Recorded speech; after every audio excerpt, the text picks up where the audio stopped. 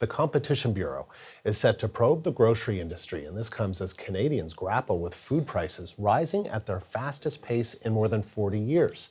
CBC business reporter Philippe de Montigny is on the story. So, Philippe, what can we expect from this probe? Well, the stated objective, Andrew, is to recommend measures that governments can implement to foster more competition in the grocery sector. Obviously, as you mentioned, grocery bills have been going up fast. 11.4% was that food inflation for food bought from grocery stores in September compared to that same month in 2021. So really squeezing Canadians' budgets here. So the Bureau will look into pricing, look into barriers to entry, barriers to expansion for existing grocers, and looking as well as at what's being done in other countries to promote competition. Now, this isn't an investigation. It's not in reaction to any specific allegation of wrongdoing.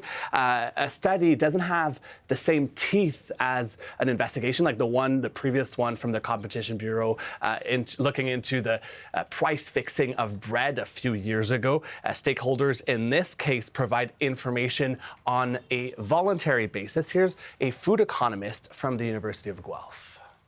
I think the probability that this study finds anything is relatively low. I think many people have looked at the, grocery margins recently. Many people have looked at prices in grocery stores and not really found any evidence that the grocery stores are contributing to inflation.